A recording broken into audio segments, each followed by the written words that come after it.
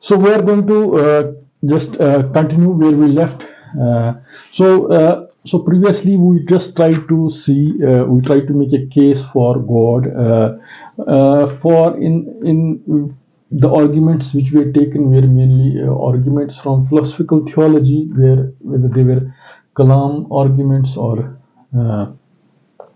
teleological arguments, or they were arguments of what I should say, cosmology. But continuing with that, what we are going to see is, for example, Iqbal says that experience as unfolding in time presents three main levels: the level of matter, the level of life, and the level of mind and consciousness. So if these are three classifications or categorizations, or which in some sense can be wholesome in this 21st century. So if we can see whole of knowledge can be seen basically trying to make what I should engage with how we understand matter and how we understand means maybe life, or how we understand mind or consciousness. Maybe earlier people thought there were only two fundamental mysteries. One was the origin of universe in that sense, and the other was the origin of life. But now people are also saying that consciousness also is also one of the fundamental pillars, which can you can be a sort of a triad which stands on its own in that sense. So neurosciences or these mind sciences, or artificial intelligence based approach may just or engaging with this question in that sense, if we want to. So maybe so this classification of how we engage with matter in some fundamental, so it will lead us to domain of physics, and in the later life it will lead us to domains of biology, theoretical biology, and the matters of consciousness may lead us to maybe wide disciplines, interplay of wide array of disciplines, because one particular discipline is too narrow to address the gravitas or the gravity of the problem we are addressing. Maybe even this problem, not in that negative sense. Basically, we have to also celebrate the mystery which we are trying to engage with. So we are trying to say how we can just at least have that feeling of how we can engage with these very questions, not in terms of problematization or solutions attached to them, but at least engaging with them. Because so the very problematization, maybe it's sort of a reductive framework in that sense. And it also smacks of a sort of materialism which is attached to it, which we will just maybe since it's coming to the things. So Iqbal is trying to say, for example, let us first have an attention to matter. For example, so in this, if you read the whole paragraph, what Iqbal wants to make, he wants to redefine the physics which has been defined the way classical physics, the notions of classical physics, which gave a sort of a mechanistic worldview of things, or deterministic worldview of things. So in the presence of various things, where we can say the matter is be all or end all, and you start with matter and you end with matter, and mind and matter are somewhat mind. So it's not in the Russellian way of mind is less materialized matter, and matter has is not entirely a mind. So it's not in neural monism. So the 20th century physics has been in materialistic before 20th century physics, before the coming of quantum mechanics, and so the effect. So in that sense, which also engendered a sort of a deterministic worldview, or the search for that human capacity to just go for that holy grail, that our mind has capacity to just given initial conditions we can describe or know things in the exact sense, whatever the case may be. So the point is, for example, but here what Iqbal is trying to say, he just to have his case for just denying this materialistic interpretation of universe. He just tries to invoke George Berkeleyan way of looking at Berkeley's philosophy in as a support to his argument. For example, he says it was Berkeley who first undertook to refute the theory of matter as the unknown cause of our sensations. So, in that sense, if I'll just quote maybe another quotation, this paragraph may just what I should elaborate upon what Berkeley wants to say. Maybe I'm taking this quote from his book Principles of Human Knowledge, which will give us an inkling of that mind is not matter only. And there, if it's not matter only, the justification of the percepts derived from extra mental or extra material, how we can see it that way. For example, mind has capacity to differentiate things existing outside it, even though it exists within them, to conjure towards presence of soul or ego or whatever, or sensate cognition. But sense perception is never ahead of cognition, as things can exist outside them. From this we have to infer whether sensation outside mind has viable permanent existence or not. Matter can explain thousand things, even though certain philosophies affirm that materialist existence. But causation leads to God in Berkeleyan sense, or God or extra mental thing, which cannot be what I should catch by matter only. When people think that facts exist outside mind, knowledge can only exist within those limits. So if you want to just condition our knowledge with the materiality of what we can perceive by sensate cognition, so that limits us in certain way. So in turn maybe is a critique of this materialistic interpretation of things in that sense. So further, or that's basically the way the spirit of quantum theory has evolved into the 20th century. In that sense, the exact causal determinism and of things which was somehow suspect.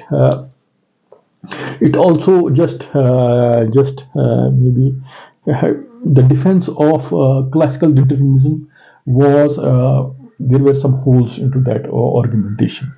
So further, to just forward him, for example, he uses words of another physicist or mathematician. For example, in the words of Iqbal, what he says: in our times, Professor Whitehead, an eminent mathematician and scientist, has conclusively shown that traditional theory of materialism is wholly tenable. It's obvious that on the theory of what I should say. It's obvious that on the theory of color, sounds, etc., are subject to states only and form no part of the nature. So what he's trying to say, for in nature is not what we know to her. Our perceptions are illusions and cannot be regarded genuine disclosures of nature, which according to the theory is bifurcated into mental impressions on the one hand and unverifiable, imperceptible entities producing these impressions on the other hand. So the very act of observer in the classical world, it leads to an observer and observed, a sort of duality or a sort of bifurcation, in the words of Whitehead and many other physicists or who are just holding this viewpoint, that classical physics, or which in some sense necessitates materialism, or it also, we can argue the case that the classical observer is very cold, but once it just bifurcates world or universe into observer and observed, and it's a matter of details how we can just see observer and so observer, so that act of interaction, we can exactly quantify things in that sense. But this bifurcation for Einstein, for Whitehead, it's not that sense genuine bifurcation. And the philosophy, maybe if we read Whitehead's process metaphysics, though it's not, you cannot see that it's inspired. It can be indirectly inspired from quantum metaphysics, but he rather than, for example, when Whitehead uses, when you use for an observer, he apprehends the eye or comprehends or apprehends something. So he has used in his process metaphysics words like apprehension, where the observer, in the act of observer, is intimately creating a reality which is not to be seen in those classifications of what's the contribution of observer and how it affects observed, or what is that residual element which we can subtract in the act of observations, or as a sort of limitations in terms of interdeterminacies, which is seen as something uncomfortable. But Whitehead somehow celebrates this thing in his own metaphysics, where, for example, particularly, he has got his own vocabulary towards that effect. For example, rather than comprehension or apprehension, you use the words like prehension and whole sort of maybe abstruse vocabulary in the first initiation. It might look that way. For example, he says, between nature and observer of nature, the theory creates gulf which he is compelled to bridge over by resorting to doubtful hypothesis of an imperceptible something, or becoming an absolute space like that of a receptacle, and causing our sensation by some kind of impact. In the words of Professor Whitehead, the theory reduces one half of nature to dream and other half to the conjecture. So this is the thing, the articulation of Whitehead in the words of Iqbal. For example, and then what he is trying to say, even though Whitehead was a relativist and mathematician, his primary contributions have been in theory of relativity and philosophy, but he did not use the argumentation of, he did not maybe work in quantum physics in that, in the as in a professional sense. But the philosophy of how the philosophy of Whitehead could be more appropriated with how the metaphysics of quantum mechanics can be seen in that way. But maybe Iqbal is trying to say, for example, Iqbal is trying to connect him with his theories of space and time. So now come the relations. Now come, for example, he says, now quoting Iqbal, now he's coming to how relativity comes into thing.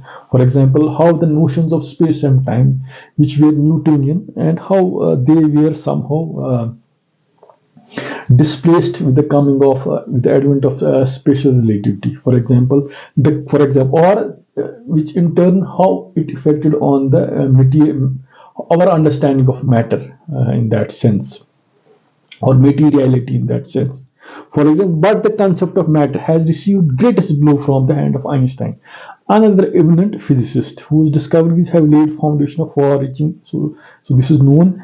But the theory of relativity is merging time into space-time, says Mr. Russell, has damaged traditional notion of substance more than all arguments of philosophers. Matter, for some common sense, is something which persists in time and moves in space. But modern physics makes it no more tenable. The old solidity is gone, and with it, the characteristics of that materialist made matter seem more real than the fleeting thoughts. So the earlier understanding of matter is like it was something rigid, hard, and there was something space and matter, or motion of matter in space, which I'll just discuss how we can just ground it in the Newton-Leibniz debate. How do we construe space and time and matter in space and time?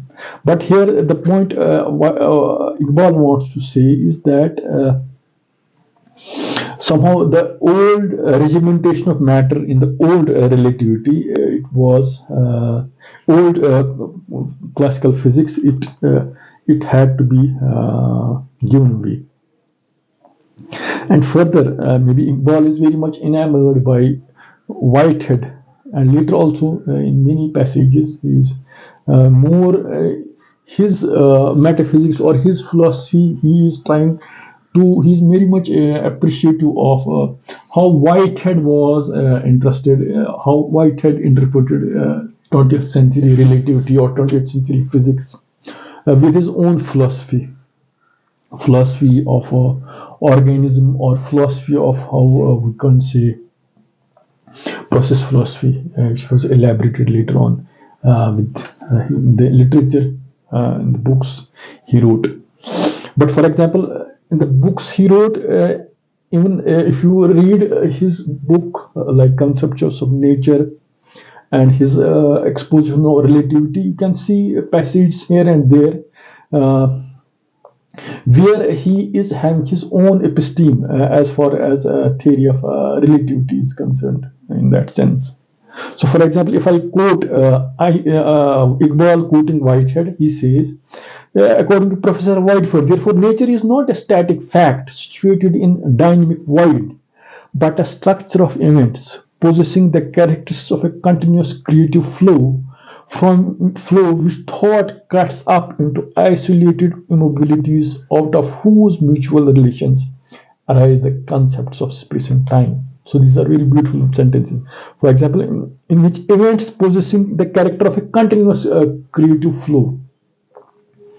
So earlier it was space and time. With the invocation of relativity, we have space-time. But that space-time, we can say the events possessing character of a continuous creative flow, which thought cuts up into isolated immobilities, out of which mutual relations arise, the concept of space and time. Maybe if you read the page, for example, 133, so this is the Whiteheadian way of what I'm interpreting relativity in that sense. So in the schemata of maybe so the interesting the history of maybe special relativity, both special theory of relativity and general theory of relativity. It's also an interesting the advent of special relativity, how it dismantled or it displaced is the proper word in that sense, because these relative notions of space and time were previously also. So how it displaced the Newtonian worldview is good in special relativity, and how from special relativity to general theory of relativity, how we can go in the different expositions of relativistic space-time. Maybe Einstein was not a philosopher in that philosophical sense. He was more a sort of, his enterprise was more in trying to describe things empirically, the empirical part of the things, whether it was perihelion of Mercury or whether there were facts of observational astronomy. His philosophical, mathematical metaphysics or epistemology was in tune with that only, to explain things in that sense. So he was philosopher physicist, but partial philosopher. He was a physicist, more you can say. While in case of Whitehead, he was philosopher as well as physicist also. So he was not comfortable with the epistemology in which he was rather comfortable. He was not comfortable. If you read the history of relativity, he was not comfortable with the interpretations of relativity as of Einstein or as of. He gave his own view, and he even derived things in it. It's a very interesting part of the story. Maybe the more important point is that Iqbal is more, because he is being basically, I want to connect it with our previous debate. The previous debate of whether metaphysics can be relevant or not. So maybe how I see it. It's not maybe I'm not read it anywhere, but this is how we may agree or disagree, whatever the case.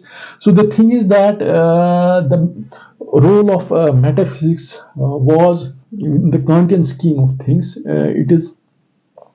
It's not. Role of metaphysics has not to be seen in that sense. But if you see 20th century physics, so you can see relativity or all the discourses which might. So people like Einstein, they just were trying to, they were heavily influenced by that empirical way of looking at things, emphasizing things in that sense. So their philosophy of mathematics, their philosophy of relativity was dominated by that denial of metaphysics. You can say it that way. While in case of the scope or school, Whitehead is belonging the process metaphysics. You can see it in the other schemata, in the schemata of Berkeley, in the schemata of the people who want to just somehow rescue or restore metaphysics in some sense. So in that context, also Iqbal is trying to make sense of whatever I have said. For example, to second it, for example, if you go to page 133 of this book, he wants to say that, for example, indeed, more recent developments of Europe tend rather to deprive time of its historic living character and to reduce it to a mere representation of space. This is why Whitehead's view of relativity is likely to appeal Muslim students more than Einstein, in whose theory time loses its character of passage and mysteriously translates itself into utter space. So it's a matter of perspective in that sense. The Whiteheadian way of not looking things in that, even though the classical Cartesianity, the bifurcation, which was engendered by Newtonian mechanics, it somehow talk of space-time manifold, but that residual Cartesianism, if I can say, is still there. We don't see events, we see in terms of space-time. But what Whitehead wants to say is that nature is, if I could, nature is not a static fact situated in a dynamic void, but a structure of events possessing character of continuous creative flow, which thought cuts into isolated modalities out of which mutual relations arise in space and time. So maybe we'll just continue. We'll just see later how Whitehead talks of many space-time orders in that sense. Maybe in the history of debates, it's also very interesting. Apart from maybe Whitehead and Eddington and Russell and maybe all the people, there have been these Whitehead, there have been other people also who were there is this famous debate of philosopher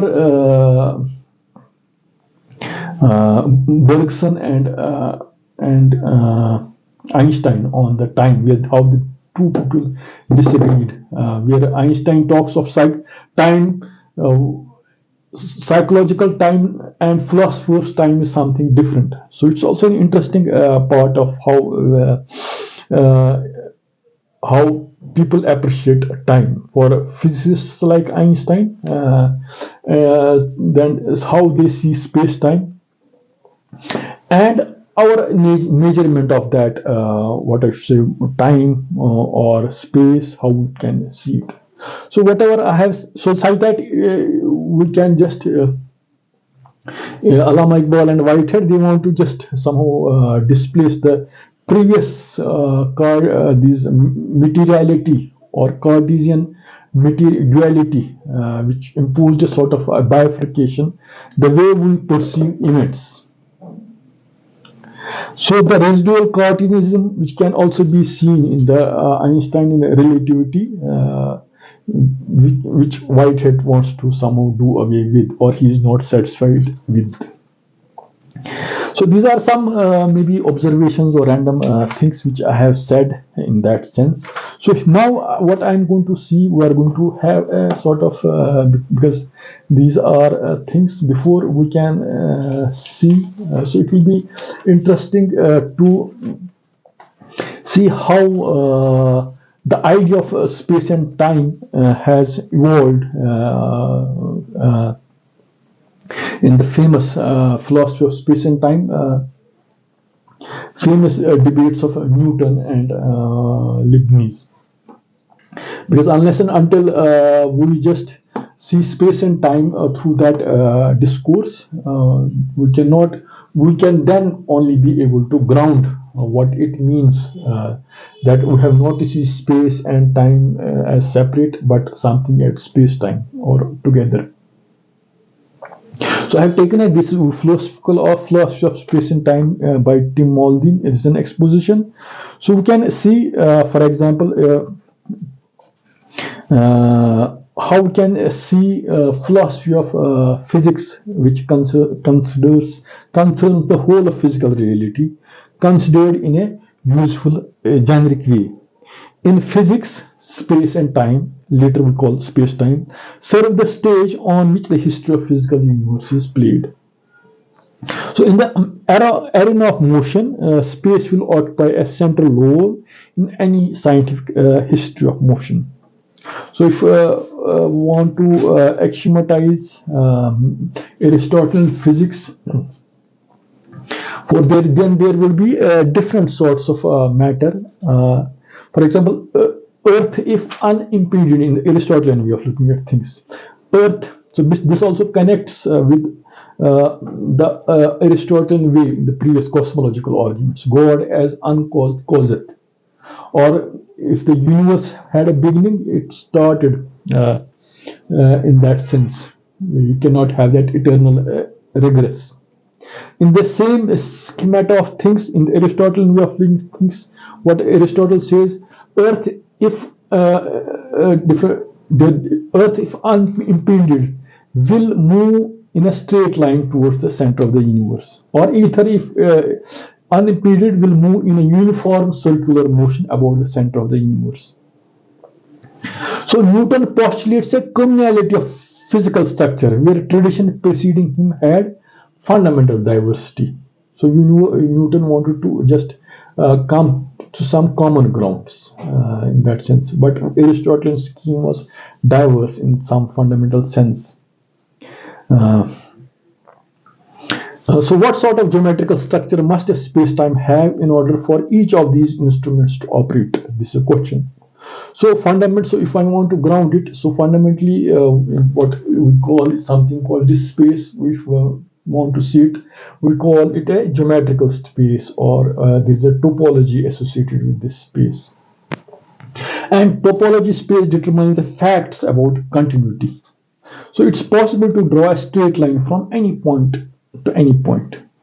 So it's possible to extend in any finite straight line continuously on a straight line. Or we can also use the word an isometry, which is a mapping of space into itself, and by which we can preserve distances. So no observation can reveal whether a body remains in the same region of absolute space or constantly moves from one another. So now, in the Newtonian way of looking at things, how we define space or time, or how we define absolute space or time. For example, absolute true and mathematical space of itself and from its own nature, absolute time and mathematical time of itself and from its own nature flows equitably without relation to anything external, and by the other name is called duration. Absolute space in its own nature without relation to anything external remains always similar and immovable. So place is a part of, this is the third point, the place is a part of space where a body takes up, and according to space is either absolute or relative. Absolute motion is a transition of a body from one absolute place to another, and relative motion means translation from one relative space to another. So you cannot define absolute in the absolute sense and relative in the absolute relative sense. So you have to define absolute. Absolute motion is transition of body from one absolute place to another. And that's it. So neither Newton did not appeal to common sense to justify his belief in absolute space and time. He appealed to experiment in that sense. So that's the way we read in our earlier classes, how we say, how we define force is something which is an agent which will just somehow change a state of a body from its state of rest or motion in that sense. And that rest or motion is that uniform. It's in that sense vis-a-vis. You have to see it how we define it in vis-a-vis absolute or so. But for example, if you take any modern textbooks of physics, for example, if you take Goldstein, so we can say, for example, there is in the Newtonian time there was not this arithmeticization of physics was not there. It was more or less geometrical content was primal. So, but since we have arithmetized things, numbers are introduced by means of coordinate systems. So we cannot recognize Newton's original theory in our these textbooks, but it would be very much helpful or useful. We have to see things in the in the context of Leibniz-Clark debate, because 20th century physics or 21st century physics is more or less godless. That element of theology has been consciously or by quirk of history been sidelined as a side comment. But in Newton's time, so the idea of God, or in Aristotelian physics, God as a prime mover, or even these notions have not, you cannot, they were developed vis-a-vis a theology, a Christian theology or a religious theology, you can say it that way. Or previously also, the Kalam cosmological arguments and the teleological arguments, the arguments of Kindi and so all these things. So you have to see it that way. So, for example, in the Leibniz-Clark debate, Clark is a disciple of Newton, and Leibniz, you can say it, how they argued these two notions. So, on account of or you can say Leibniz-Newton debate, Newton is somewhat absent, is present through his student. So, on account of some fundamental geometrical structure, the space can have topological, these are modern words, affine metric, and hence the Newton's account of absolute motion presupposes a space with all three features, whose points persist through absolute time. Aristotle's spherical universe is not homogeneous. Aristotelic universe is isotropic at the center and not at any other point in that sense. So now Leibniz, so this is how Aristotle defined universe. For now, Leibniz argues with Samuel Clarke over the acceptability of the Newtonian physics from the idea of a principle of sufficient reason. Means for anything to exist, it should have a sufficient cause, a sufficient reason should be there why it should exist that way. For example, there ought to be a sufficient reason why things should be so and not otherwise. One may demonstrate the being of God and all other parts of metaphysics or natural theology. Clarke seems to agree with Leibniz, but is intent on illustrating how the will of God would be the ultimate cause of things. It's true that nothing is without sufficient reason. Why is it that rather than otherwise, and therefore there is no cause, there can be no effect? If there is no, but sufficient reason is oftentimes no other than mere will of God. You can see it. So Clarke appears to endorse Leibnizian means principle of sufficient reason, but does not really respect that. He has some, for example, this all leads to this thing that if God, if space is homogeneous and all points in space are same, so why should a thing be there? Means God should have, why God can place a thing here or anywhere, but why should it be there in that sense? Somehow it will, if God is everywhere, so the notion of omnipotence somehow becomes suspect. See how Clarke says when creating matter, God could place the entire system of matter at any place, at all, in absolute space, and all places being absolutely indifferent to all matter. So Clarke wants to insist that the mere will of God be determining force, because there is nothing that makes any of these possible distributions of matter superior to another. So there is no preference as such. Vacuum is empty according to Newton. Such an empty space actually exists for an infinite period of time before God created any matter in it. So the second premise of Leibniz's argument is God's creative act. Leibniz argues that even if God wanted to create a material world in empty space, he would be stymied, unable to find grounds for locating the world at one place rather than another. God would be prevented by principle of sufficient reason for acting at all. So Clarke imposes denial of God's impotence. The claim that one point is space does not absolutely differ uh, in any respect whatsoever for another point in space asserts the homogeneity of absolute space. But now the question is, principle of sufficient reason says that everything has a reason or cause, so there must be intrinsic feature of the universe that explains why it rather than any other possible universe. So the way we have principle of sufficient reasons, we also have principle of identity of indiscriminables, which was formulated by Leibniz as, if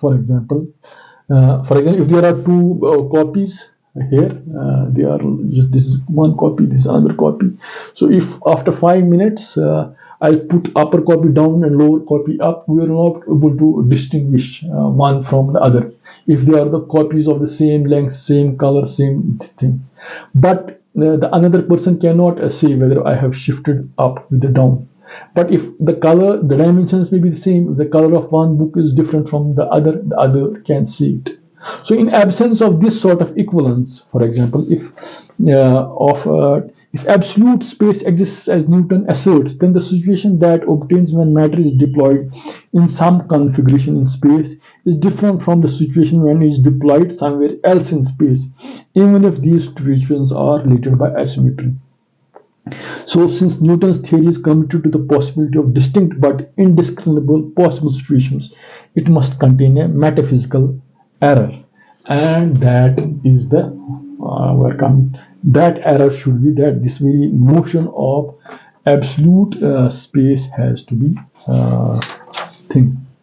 It's something problem from this argumentation. The whole the conspiracy is this notion of absolute has some error.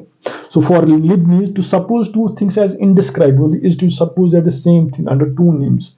But where in absolute space are we? Is not the question. This responds that absolute space cannot exist. God does not choose between different possibilities mentioned by Clarke, the sufficient argument. The different possibilities being qualitatively identical can't really be distinct.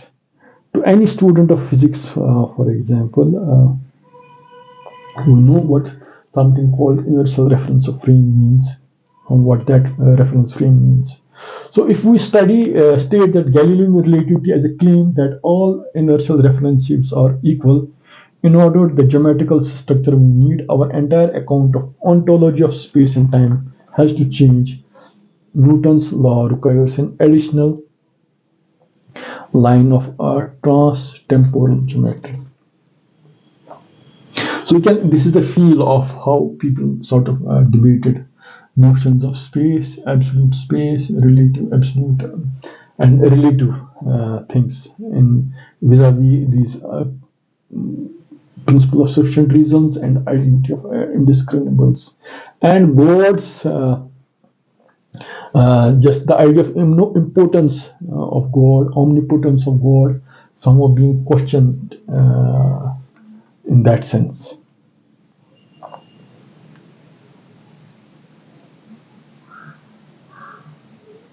So I'm not talking of before the advent of early 19th century. We talk of normally Michelson-Morley experiment, and which somehow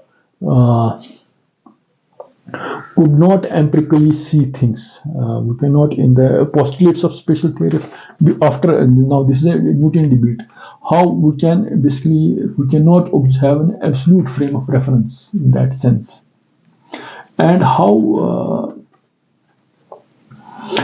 the empirical way of not having those fringes in that experiment, we could say that we have to do away with this notion of absolute notions of space and time, the Newtonian notions of how we can replace it in that sense. These are all basically metaphysical claims. The way we discussed time on its own should be same at every point in the universe, which was one of the postulates of Newtonian time. So it was replaced with the advent of relativity. For example, special relativity. For example, the key claim of relativity is that non-existence of simultaneity as real physical relation among events. So in the reference frame of Marcus, how much time passes between these events? So in the reference frame of clock, how far apart are the markers? So for example, so the topology or geometry of according to Newton and common sense is not equator. An event that is not happening now either has either future or the past, but not both. Can see it. So universe. So a relativistic space-time, maybe it admits, if I use the words of relativity more, Cauchy time, or globally hyperbolic spaces. So it's leave it. So the point, what I want to say, it has long been so something you may talk of. For example, the past, like the present and future, only happen once and happen in a certain way. So intuitively, causation is an asymmetric and hence irreflexive. So you can go from past, present to future, not the other way around in that sense. So if A causes B, B cannot cause A. So nothing can predict itself. Uh, so these are the way these are somewhat maybe random things what I'm trying to say. So the point I want to say is in going from our how we try to define these absolute and relative notions of space and time vis-a-vis the theology which it might have been yeah, related to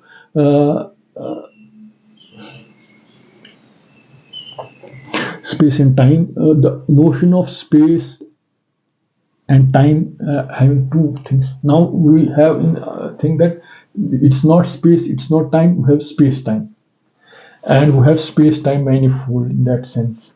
So how do we perceive? So fundamentally, what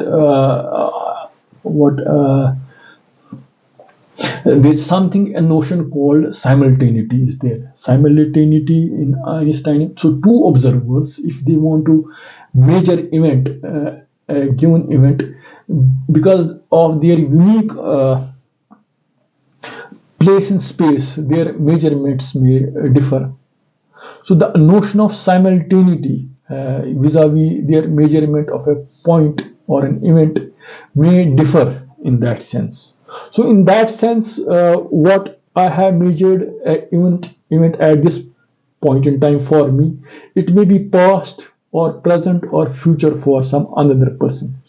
So for a person, something is for future present. It for the other person, it may seem to be present or future for another.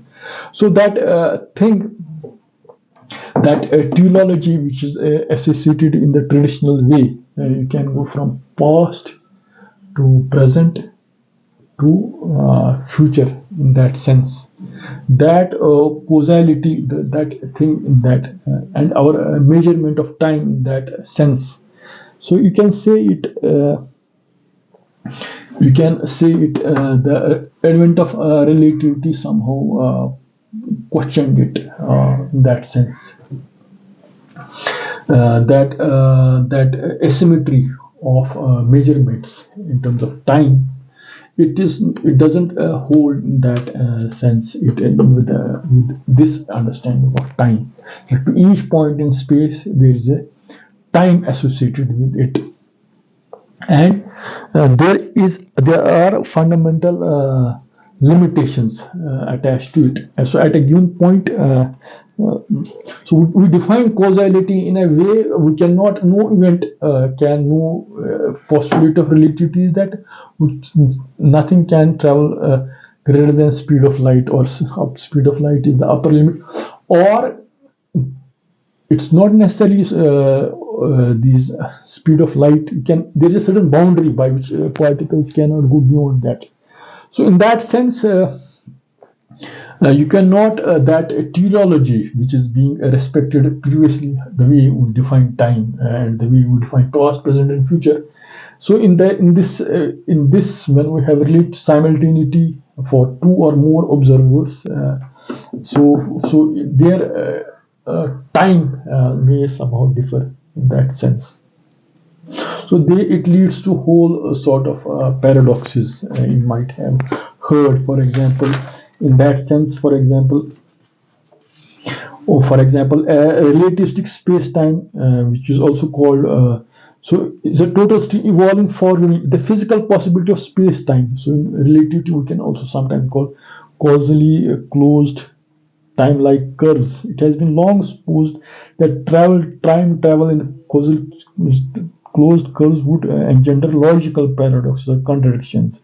If our grandfather had no children, then obviously you will not exist, or one of your parents would not have existed. So these are discussed in the literature. So here the point I want to mention is maybe Whitehead was not, he was somehow not comfortable with this sort of understanding of things in that sense. So if I'll just maybe I'll quote, for example, maybe I'll quote some aspects of how Whitehead saw things in that sense.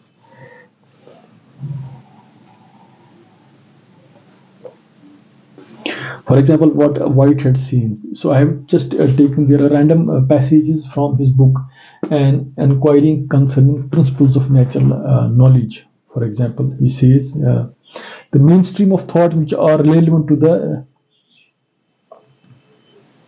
For example, he says when two things are said to be both in space, what is meant is that they are mutually related in a certain definite way, which is termed spatial. What is the logical description of relations between points from which all geometrical theories respecting such relations can be deduced? Our knowledge of space is based on observation which can take time and have to be successive.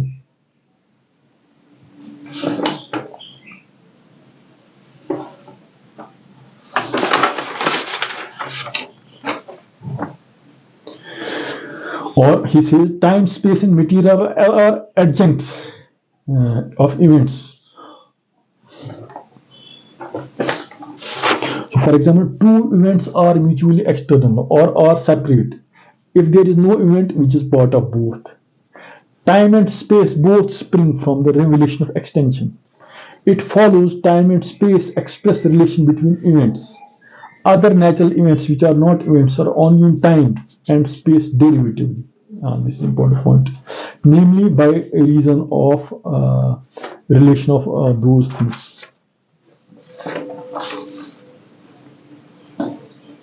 So maybe, for example, if I just see the philosophical critique of relativity, Whiteheadian theory of relativity, is that Einstein's theory of relativity was probably most important, maybe in the history of relativity. Maybe Einstein and Whitehead discussed the ideas of relativity, because the notion of time orders So, for example, Einstein still wanted to maintain that causality, that at least if there is not a sort of cosmic now, so if there is a relative simultaneity, two observers will observe a given event uh, subjectively. They will not agree at how they have measured a given point, and in that process you deny the something called cosmic now,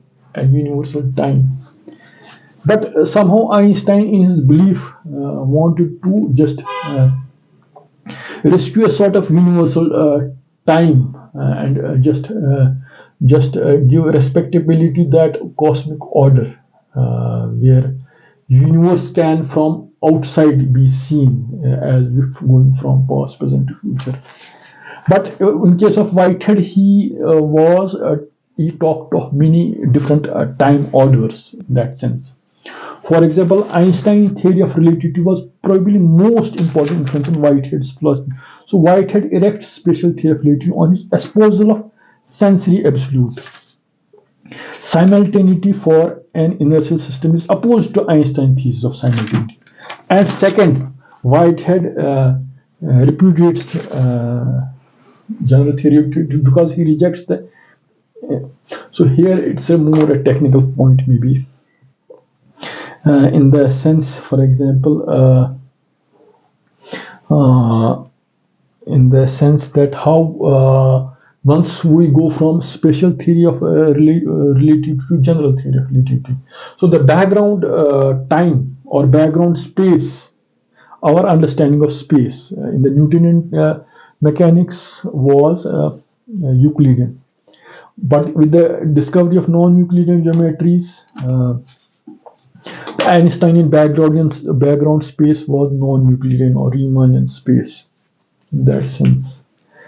So, what Einstein says that I deduce that what Whitehead says, sorry, that our experience requires and exhibits a basis of exhibits a basis of uniformity. This is White. The conclusion entirely cuts away causal heterogeneity of the geometry. So for Whitehead sees physics is the science of contingent relations of nature, and geometry expresses its uniform relatedness. So once Einstein, the frame, if you study Riemannian geometry or the frame of or not non-Euclidean geometry, the frame is Riemannian. But the one important point, how Riemann differed physically as compared to his predecessors. So it doesn't matter. Even you can also reformulate classical mechanics in non-Euclidean geometry. And so why should this be something? So you have gone from geometry to classical geometry to this Euclidean to non-Euclidean geometry. Should it make general relativity possible? That's also a question. But that's so whether we go for non-Euclidean geometries with constant negative or positive curvature. So it's not that as if what I should say.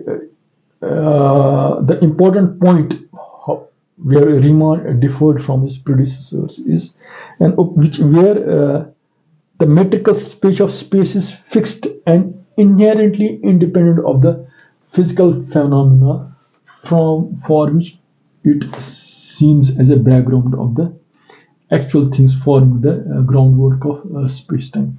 So if the distance between 2 points previously was independent of, for example, the observers which were measuring it. But after Riemann, it became so from wherever two points will not disagree on the distance between 2 points. But the very definition of metric was changed. How we can define it's a metric. It's dependent intrinsically. It's not dependent externally. So externally, if things environment change, their measurement can also change. So this thing is unavoidable for maybe Whitehead in that sense. So he talks of something called spatial and temporal congruences in that sense.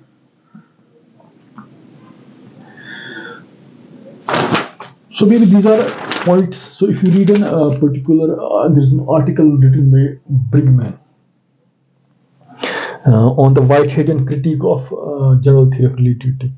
So in the last sentence, he says that, for example, if Whitehead constructs his cause, something called, he uses the word causal heterogeneity, and he says that if some point in future the empirical facts are more closer to what Whitehead says, so it may not be due to that Whitehead is right.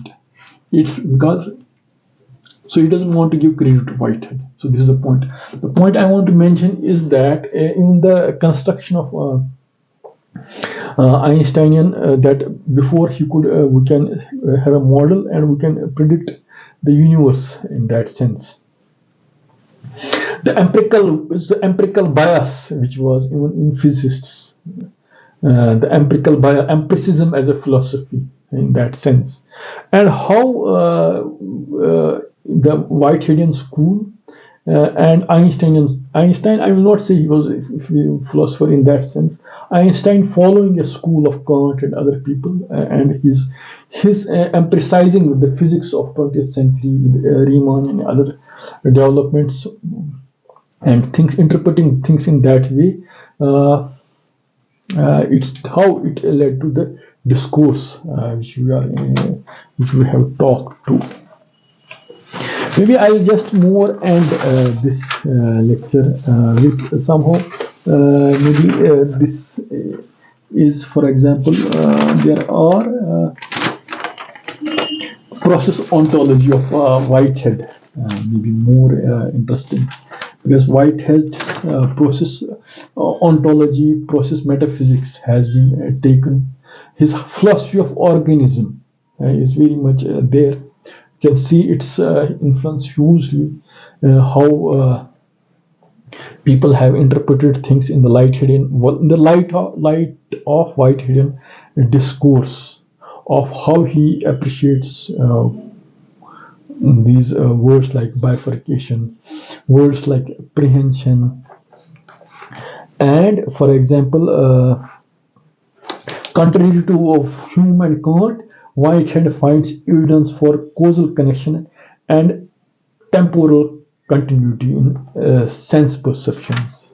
So causality in Whitehead's philosophy means that we never perceive series of events alone. Later events must merge from earlier events in the species. Or his use of word apprehension, it can be, is a sort of apprehension. Apprehension indicates recognition and does not mean that the period has been to be present, but it presupposes consciousness in that sense. So Edner Shumenoy is one of the physicists, quantum theorist, who has worked on philosophy of foundations of quantum theory. He talks of, for example, on philosophy of Whitehead.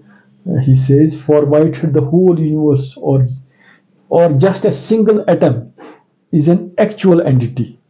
For Whitehead, physical science maintains its denial of action at a distance. So here I have talked, maybe in the special relativity of Einstein, we have put upper bounds, but the sort of that intricate wholeness, or sort of a telepathic things are intimately related with each other. You can just that thing, that locality or non-locality, you can just be appreciating from Whiteheadian philosophy in that sense. So maybe I'll just summarize in some sense what Iqbal is trying to say maybe in the next series of lectures we'll try to see it more, that the things which Iqbal is trying to say is that the role of how Newtonian mechanics and the sort of materialism it necessitated the whole sort of debates. You can see the theology where God's omnipotence is being questioned in the Newtonian scheme as compared to the what I should say Leibnizian way of looking at things, and how people took it later, and the way that matter is not be all and end all of Berkeley. We can see 20th century developments can be seen this way, and Iqbal being very much appreciative of this fact. It can open ways and pathways for many things, and it can also be presented for a case for God, even though the maybe the spirit was not from relativity precisely, and it would have been more from the developments in the quantum theory or the air of that age. So the materialism was somewhat questioned. So it opened the new doors of how to fundamentally interpret space and time, or space time. Even though later, even the notion of space time, there are nuances and layers to it. How Einstein did not interpret space time. He was more interested in the empirically explaining observational facts of astronomy, that it was a success. But somehow, how it fundamentally just rekindled, or it just led us to see all these things in the newer light. Maybe so. I have tried to convey the flavor of whatever Iqbal, relativity, Berkeley, Einstein, Whitehead, and today's lecture. Thanks for listening. If you have just, if it sustained the enthusiasm of just bearing or listening to the lecture up to this point. Thanks.